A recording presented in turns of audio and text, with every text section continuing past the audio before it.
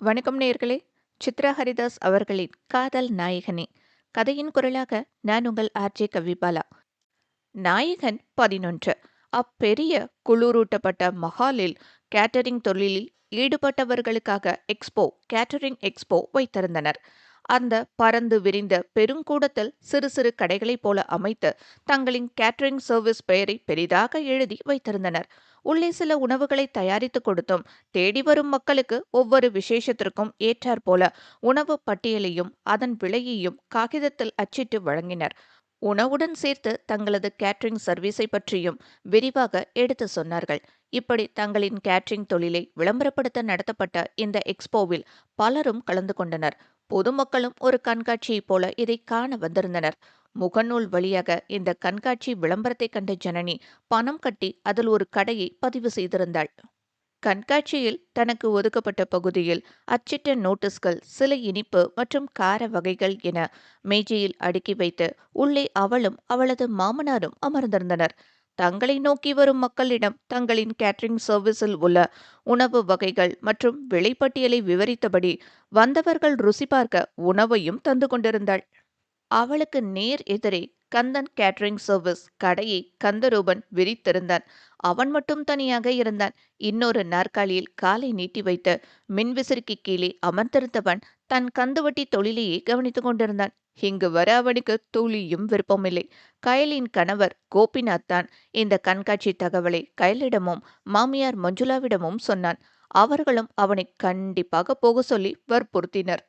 அவனோ பூக்கடைக்கு விளம்பரம் தேவையா என சொல்லி பார்த்தான். ஆனால் அவர்கள் கேட்கவில்லை. அவனை வற்புறுத்தி அனுப்பி வைத்தனர். விருப்பம் இல்லாமல் ஏனோ தானோவென்று சமைத்து தன் தந்தையின் கேட்டரிங் தொழிலை ஓட்டிக் கொண்டிருக்கிறான். தாயின் வார்த்தையை மீற முடியாமல் அதிலிருந்து தன்னை விடுவித்துக் கொள்ளவும் முடியாமல் தடுமாறி கொண்டிருக்கிறான். கந்துவட்டியில் அவன் எதிர்பார்ப்பிற்கு மேலாகவே பணம் வரவு இருக்க கேட்டரிங் தொழில் மேல் அவனுக்கு பெரிதாக ஆர்வம் இல்லை. தந்தையின் உயிர் மற்றும் உழைப்பு அடங்கிய தொழில் என்பதால் தாயின் சொல்லுக்காக விருப்பமில்லாமல் அதை தொடர்கிறான். வீரமணி இருக்கும் வரை எந்த விசேஷமாக இருந்தாலும் கந்தன் கேட்டரிங் சர்வீஸ் என்ற பலகைதான் முதலில் இருக்கும். சில வீடுகளில் பிளாஸ்டிக் டப்பாக்களில் கூட கந்தன் கேட்டரிங் சர்வீஸ் பெயர் போட்டிருக்கும். அந்த அளவிற்கு தொழில் ஓஹோவென நடந்தது. கேட்டரிங் சர்வீஸ் தேதி கிடைத்த பின்னரே திருமணத்திற்கு தேதி குறித்த காலமெல்லாம் உண்டு. பேரும் புகழுடன் ஓடிக்கொண்டிருந்த அந்த தொழிலின் வீழ்ச்சியை பார்க்க ஆசைப்பட்ட கூட்டமும் ஒரு பக்கம் இருந்தது. அதையும் மீறி உழைப்பும் நேர்மையும் சுத்தமும் கொண்ட கந்தன் கேட்டரிங் சர்வீஸுக்கு அன்றைய நாளில் ஈடு இணை எதுவும் இல்லை. ஆனால் இன்று அவனது கேட்டரிங் சர்வீஸை திரும்பி பார்க்க கூட ஆளில்லை. வீரமணி எப்போது இருந்தாரோ, பொறுப்புகள் எப்போது கைமாறியதோ அப்போதே வீழ்ச்சியும் ஆரம்பித்து விட்டது. ஆளுமை நிறைந்த ஒரு கட்சி தலைவர் இறந்த பின் அந்த கட்சி சரியான வழியில் நடத்த ஆளில்லாமல் சிதறி போவதைப் போலத்தான் கந்தன் கேட்டரிங் சர்வீஸ் நிலையும் ஆனது. வீரமணியைப் போல கந்தரூபன் இல்லை. கந்துவெட்டிக்காரனிடம் பணப்புழக்கம் அதிகம் இருந்தாலும் வேலையாட்களுக்கு சம்பளத்தை கிள்ளி தந்ததால் பல வருடம் உழைத்தவர்கள் எல்லாம் விலகி சென்றனர். அவன் அதை பெரிதாக எடுத்துக்கொள்ளவில்லை. இருப்பவர்களை வைத்துக்கொண்டு நடத்தினான். பெரிய லாபம் வரவில்லை. ஆறுமுகம் போன்ற ஒரு சிலர் மட்டுமே பணத்திற்காக இல்லாமல் வீரமணியின் நட்பிற்காகவும் விசுவாசத்திற்காகவும் இன்னமும் அங்கேயே இருக்கிறார்கள். முதலாளி தொழிலாளி என்ற பாரபட்சம் வீரமணியிடம் கிடையாது. அவர்களை சரிசமமாக அமர வைத்து ஆலோசனை கேட்டு சமையல் களத்தில் இறங்குவார். ஆனால் இவனோ அவர்களை நிற்க வைத்து நான் தான் முதலாளி, நீங்கள் தொழிலாளி என்ற ரீதியில் பேசுவான். அவர்கள் அமைதியாக கேட்க வேண்டும். இதுவே வீழ்ச்சிக்கு பெரும் காரணமாக அமைந்தது. ஆனால் தன் தாய் மஞ்சுளாவிடம் எல்லாம் சிறப்பாக நடப்பதாக சொல்லி வைத்திருக்க அந்த ஜீவனும் தன் மகன் கணவனைப் போலவே மாடாக உழைக்கிறான் என்று நம்பிக்கொண்டிருக்கிறது. உண்மை தெரிந்தால் அவர் நிலைமை என்னவாகுமோ? இப்போது கூட தொழிலின் முன்னேற்றத்திற்காக அவன் ஒரு துரும்பை கூட அசைக்கவில்லை. மர நிழல் கிடைத்தவன் தூங்குவதைப் போல குளிரூட்டப்பட்ட அந்த மாலில் வந்த நோக்கம் மறந்து சுகமாக ஓய்வெடுத்துக் கொண்டிருந்தான். ஒரு குழந்தை ஓடி வந்து அவன் வைத்திருந்த உணவை ருசி பார்த்துவிட்டு நன்றாக இல்லை என்று சொல்லிவிட்டு ஓடுவதை கூட அவன் கவனிக்கவில்லை. ஆனால் அந்த குழந்தை முகம் சுளித்து செல்வதை ஜனனி கவனித்து விட்டாள். ஏதோ ஒரு வகையில் அவளுக்கு கந்தன் கேட்டரிங் தொழிலோடு ஒரு மெல்லிய தொடர்பு உண்டு. அவளுக்கு மிகவும் பிடித்த கேட்டரிங் சர்வீஸ் அது. வீரமணி அவளுக்கு ஒரு முன்னோடி. அவரது பேட்டிகளை அவள் நிறைய பார்த்திருக்கிறாள். அவரைப் போலவே கேட்டரிங் ஆரம்பித்து மக்கள் போற்ற வேண்டும் என்ற ஆசை அவளுக்கு உண்டு. முன்னொரு சமயம் அவரிடம் தன் ஆசையை சொன்னபோது அவர் வாழ்த்தியதோடு மட்டுமல்லாமல், நீ எனக்கு போட்டியாக வரவேண்டும் என்றும் சொல்லியிருந்தார். இன்று போட்டியாகத்தான் எதிரே கடை போட்டிருக்கிறாள். ஆனால் அதைக் காண அவர் இல்லையே என்ற வருத்தம் அவளுக்கு. அதைவிட கந்தரூபனின் மேல் கோபம் வந்தது. வீரமணியின் உழைப்பை அவன் கொஞ்சம் கொஞ்சமாக அழித்துக் கொண்டிருக்கிறான். அதை பொறுக்க முடியாமல் அவனிடம் பேச வேண்டும் என்று எண்ணி தன் மாமனாரிடம் 10 நிமிடத்தில் வருவதாக சொல்லிவிட்டு அவன் முன்னே போய் கைகளை கட்டிக்கொண்டு நின்றாள். அவனும் தன் முன் நிழலாடுவதைக் கண்டு நிமிர்ந்து பார்த்தான். ஆச்சரியத்தில் அவன் விழிகள் விரிந்தன. அவளை அங்கே அவன் எதிர்பார்க்கவில்லை. உள்ளே ஒரு சிறு இன்ப அதிர்வு. அடடே, ஜனனி மேடம், வாங்க வாங்க. என்ன இந்த பக்கம்? ஓ, கந்தன் கேட்டரிங் சர்வீஸ் பத்தி தெரிஞ்சுக்க வந்தீங்களா என புன்னகையுடன் கேட்டான். கந்தன் கேட்டரிங் சர்வீஸ் பத்தி தெரிஞ்சதுனால தான் இங்க வந்தேன். ஓ, என்ன தெரியும், எதுக்கு வந்தீங்க என அவன் நக்கலாக கேட்க ஜனனிக்கு கோபம் தலைக்கேறியது. உங்களுக்கு கொஞ்சம் கூட குற்ற உணர்ச்சியே இல்லையா மிஸ்டர் கந்தரூபன் என கேட்டவளை புருவம் சுருங்க பார்த்தான். உங்க அப்பாவோட உழைப்பையும் அவர் சம்பாரிச்ச பேரையும் அழிச்சிட்டு இருக்கோமேங்கிற வருத்தம் கொஞ்சமாவது இருக்கா? வீரமணி சாரோட உழைப்ப கண் கூட நானே பார்த்திருக்கேன். அவர் தான் என்னோட இன்ஸ்பிரேஷன். ஆனா இப்போ அவரோட கேட்டரிங் தரம் குறைஞ்சு போயிருக்கு. அதை நினைக்கும் போது வருத்தமா இருக்கு. என்ன மனுஷன் நீங்க? அப்பா ஒப்படைச்ச பொக்கிஷத்தை பாதுகாக்காம குழியில போட்டு புதைச்சுக்கிட்டு இருக்கீங்க. இந்த கேட்டரிங் மொத்தமா உயிரில்லாம போறதுக்குள்ள அதுக்கு உயிர் கொடுங்க. நீங்களே முயற்சி எடுத்து முன்னுக்கு கொண்டு வரலாம். உங்களுக்கு பிடிக்கலையா, நல்ல சமைக்கிற ஒருத்தருக்கு வாடகைக்கு விடுங்க. அதுவும் முடியலன்னா உங்க அம்மா கிட்ட உண்மையை சொல்லி இந்த கேட்டரிங்க வித்துடுங்க. இப்படி அலட்சியப்படுத்தி சாகடிக்காதீங்க. என்னால இதை பார்க்க முடியல. உங்களுக்கு இதோட மதிப்பு தெரியல. எனக்கு தெரியும். அதனாலதான் பேசுறேன். புரிஞ்சுக்கோங்க என்று சொல்ல வந்ததை சொல்லி முடித்துவிட்டு நகர இருந்தவளை அவனது குரல் தடுத்தது. எங்க அப்பா கேட்டரிங்க்கு இப்படி ஒரு மதிப்பு இருக்குன்னு நான் எதிர்பார்க்கல. ஒத்துக்கிறேன், எனக்கு இதுல விருப்பம் இல்லை. எங்க அம்மா கிட்ட எவ்வளோ சொல்லியும் கேட்கல. இன்னமும் அப்பாவோட ஆன்மா இந்த கேட்டரிங்ல வாழ்றதா நினைக்கிறாங்க.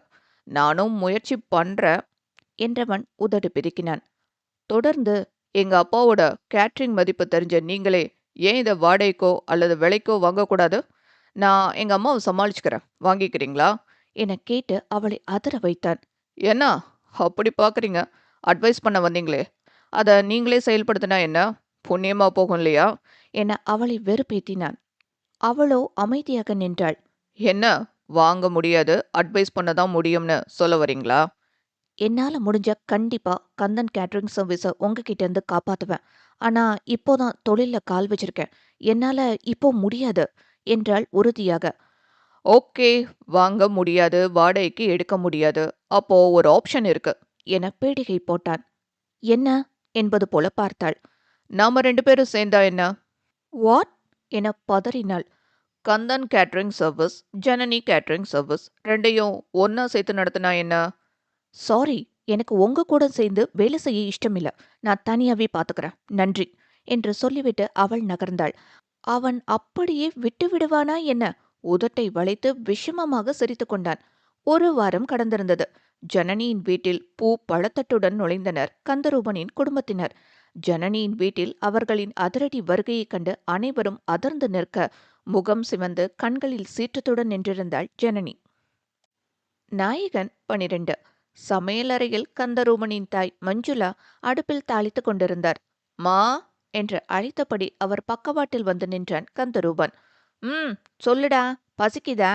தா 2 நிமிஷம் என்றபடி தாளித்ததை குழம்பில் கொட்டிவிட்டு அடுப்பை அணைத்தார். பசிக்கலம்மா, உன்கிட்ட கொஞ்சம் பேசணும் என்றவனின் வழக்கமான அதட்டல் குரல் இப்போது தனிந்திருந்தது. அவனை உற்று பார்த்துவிட்டு, பேசுடா என்று கையோடு சமையல் மேடையை சுத்தம் செய்தவர் பாத்திரங்களை கழுவ ஆரம்பித்தார். அவரிடமிருந்து பாத்திரங்களை வாங்கி சோப்பை தொட்டு தேய்த்தபடியே மீண்டும் மா என்றான். ஐய, இங்க தானே நிக்கிறேன், சொல்லேண்டா என்றார் தலையில் அடித்துக்கொண்டு. மா, நான் கல்யாணம் பண்ணிக்கலாம்னு இருக்கேன் என்றான்.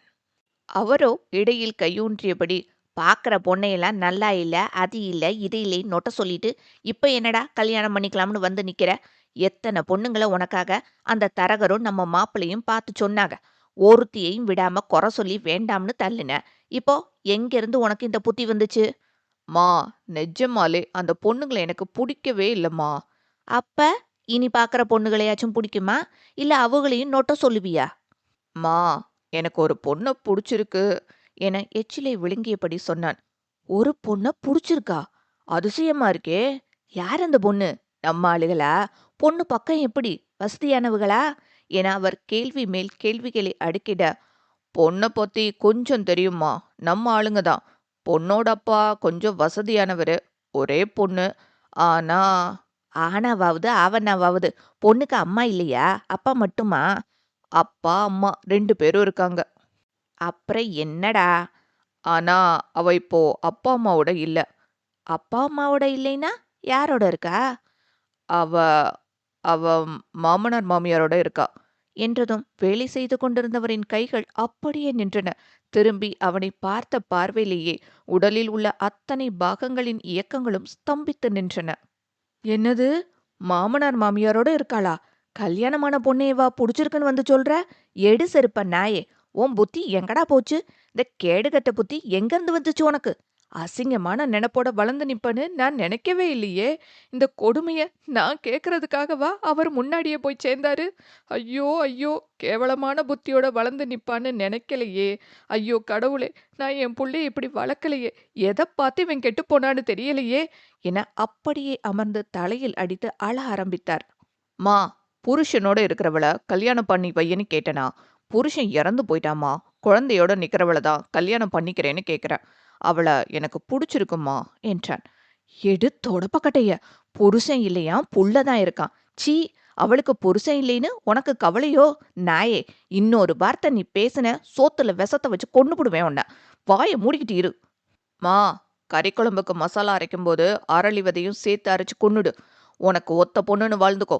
எனக்கு கல்யாணம் நடந்துச்சுன்னா அது அவளோட தான். இல்லையா ஒண்டி கட்டையா கிடப்பேன். இல்லைன்னா கட்டையோட கட்டையா வேகுவேன். ஆனா நான் வேற ஒருத்திய கட்டிப்பேன்னு நினைக்காத என்று சொல்லிவிட்டு சென்று விட்டான். நெஞ்சு வழியே வந்துவிடும் போலிருந்தது அவருக்கு. வேகமாக தன் மகள் கயலுக்கு அழைத்து அவசரமாக வீட்டுக்கு வரச் சொன்னார். கயலும் தன் கணவனை அழைத்து கொண்டு பதற்றமாக வந்து சேர்ந்தாள். தாயின் அருகே அமர்ந்து என்ன பிரச்சனை என்று கேட்க, அவரும் மகன் சொன்னதை அழுது கொண்டே சொல்ல கயல் அதிர்ந்து போனாள். அண்ணனா அப்படி சொன்னா? நான் ஏண்டி உன் அண்ணனை பத்தி இப்படி சொல்ல போறேன்? அவன் அந்த பொண்ணத்தான் கட்டிப்பேன் இல்லைன்னா சாவேன்னு நிக்கிறான்டி. ஐயோ, என் மகன் புத்தி தறிகெட்டு போயிடுச்சே. என்ன செய்ய போறேன்னு தெரியலையே என அழுது புலம்பினார். அத்த, அழாதீங்க, மச்சாங்கிட்ட நான் பேசுறேன். பேசுங்க மாப்பிள. அவன் மனச மாத்துங்க. நம்ம சாதி சனத்துக்கு முன்னாடி மான மரியாதையா வாழ்ந்துகிட்டு இருக்க குடும்பம். மொத்தமும் இவனால போயிடும் போல இருக்கு. அந்த புள்ள யாருன்னு விசாரிங்க மாப்பிள. அவ வீட்டுக்கு போய் 4 வார்த்தை கேட்டு அவளை இவனை விட்டு போகச் சொல்லணும். குடிய கெடுக்க என் வீடுதான் கிடைச்சதா அவளுக்கு? மாப்பிள, அவன்கிட்ட கேட்டு சொல்லுங்க என ஆக்ரோஷமாக கத்தினார். அத்த, கோவப்படாதீங்க. முதல்ல மச்சாங்கிட்ட பேசி என்ன நிலவரம்னு கேக்குறேன். அதுக்கப்புறம் அடுத்ததை யோசிப்போம் என்று அவரை சமாதானம் செய்துவிட்டு கந்தரூபனை அழைத்தார். அவனும் உள்ளிருந்து நிதானமாக வெளியே வந்தான். என்ன மச்சான், அத்தை சொல்றது உண்மையா? நீங்க கல்யாணமான பொண்ணையா விரும்புறீங்க? ஆமா மாமா, அந்த பொண்ணை தான் விரும்புறேன். அவளை தான் கல்யாணம் பண்ணிக்க போறேன். எனக்கு அவளை தான் பிடிச்சிருக்கு என தீர்க்கமாக சொன்னான். உனக்கு என்ன பைத்தியமா என்ன? குழந்தை பெத்தவளை போய் கல்யாணம் பண்ணிக்கிறேன்னு நிக்கிற? அறிவு இருக்கா இல்லையா உனக்கு? அம்மாவ பாரேன், எப்படி கதறிக்கிட்டு இருக்காங்க. நல்ல பொண்ணா பார்த்து உனக்கு முடிப்போன்ன. நீ அந்த பொண்ண மறந்துடுன என கையிலும் கெஞ்சினாள். முடியாது கையில. எனக்கு அந்த பொண்ணோட தான் வாழணும் என பிடிவாதமாக நின்றான். அப்ப எனக்கு கொள்ளி வச்சுட்டு அவளை கட்டிக்கச் சொல்லு. அந்த அசிங்கத்தை என்னால சகிக்க முடியாது என்றார் மஞ்சுளா ஆத்திரமாக. அவனோ தாயை முறைத்தான். என்னடா முறைக்கிற? அவளை கட்டிக்கிட்டு வந்தா நான் இல்லாத வீட்ல தான் நீ வாழுவ என தரையில் அடித்து சத்தியம் செய்தார். அப்போ நானும் அடிச்சு சொல்றேன். இந்த வீட்ல அந்த புள்ளைய தவிர யாரும் உனக்கு மருமகளா வரமாட்டாங்க என்றான். பாருங்க மாப்பிள, இவன் பேச்ச. இவனுக்கு என்ன குறைச்சலு? அவளுக்கு 2வது புருஷனா போகணும்னு நிக்கிறேன். அவ என் புள்ளைய எப்படி மயக்கி வச்சிருக்கா பாருங்க. அவள நான் சும்மா விட மாட்டேன் என கொந்தளிக்க, அத்த, கொஞ்சம் பொறுமையா இருங்க. விஷயம் என்னன்னு முழுசா தெரியாம கோவப்படாதீங்க. மச்சான், நீங்க சொல்லுங்க. அந்த புள்ள யாரு? பேரு, ஊர் என்ன? என்ன பண்றாங்க? விவரமா சொல்லுங்க என பல கேள்விகளை கேட்டார். அந்த பொண்ணு பேரு ஜனனி மாமா. கேட்டரிங் சர்வீஸ் வச்சிருக்கா. 7 வயசுல பையன் இருக்கான் என முடிக்கும் முன்னே, அவளா என மஞ்சுளா இடைமறித்தார். இப்பதானே எல்லாம் புரியுது. அவ உன்னை மயக்கி ஆர்டர் வாங்கியிருக்கா. அது மட்டும் இல்லாம சொத்து பத்து இருக்குன்னு இவன் வெகுளியா இருக்கிறத பார்த்துப்புட்டு அவ புள்ளைய இந்த வீட்டுக்கு வாரிசாக்க முடிவு பண்ணி இவனை மயக்கி வச்சிருக்கா. அவளை சும்மா விடக்கூடாது மாப்பிள. என் புள்ளைக்கு வசியம் வைக்கிறதுக்குள்ள அவ திட்டத்தை தவிடுபொடி ஆக்கணும். வாங்க இப்பவே போவோம் என்று கிளம்பினார். அத்த என அவரை அடக்குவதற்குள், மா கொஞ்சம் அமைதியா இருக்கியா? நான் உன்கிட்ட சில உண்மையை மறைச்சிட்டேன் என்றான் கந்தரூபன் குரல் தளர்ந்து. அவரோ திகைப்புடன் பார்க்க அவன் நடந்த அனைத்தையும் ஒன்று விடாமல் சொன்னான். அந்த புள்ளைக்கு இது எதுவுமே தெரியாது.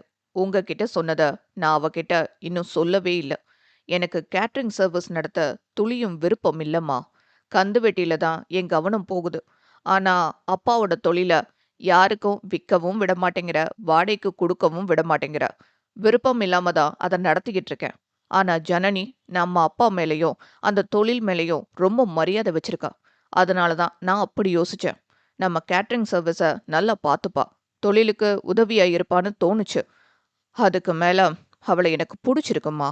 அதுக்கப்புறம் உங்க இஷ்டம் என்று சொல்லிவிட்டு உள்ளே சென்றுவிட மஞ்சுளா அமைதியானார். அத்த, இத பத்தி இப்போதைக்கு பேச வேண்டாம். கொஞ்சம் ஆற போடுங்க. நான் அந்த பொண்ண பத்தி விசாரிக்கிறேன். என்ன மாப்பிள, நீங்களும் அவன் சொன்னதை கேட்டு அவளை கட்டி வைக்க போறீங்களா? அத்த, அந்த பொண்ண விசாரிக்கிறதுக்கு காரணம் அவளுக்கு 2வது கல்யாணத்துல விருப்பம் இருக்கா இல்லையான்னு தெரிஞ்சுக்கிறதுக்கு தான். அவளுக்கு விருப்பம் இல்லைன்னா விஷயம் நமக்கு சாதகமா தானே முடியும். ஒருவேளை விருப்பம் இருக்குன்னு சொல்லிட்டா? உங்க மகன் தலையெழுத்து அதுதான்னா என்ன பண்றது அத்த? ஆனா அப்படி எதுவும் நடக்காதுன்னு நம்புவோம் என்று தைரியம் கொடுத்துவிட்டு சென்றார் மாப்பிள்ளை. மஞ்சுளாவோ கவலையில் ஆழ்ந்தார். தொடரும்.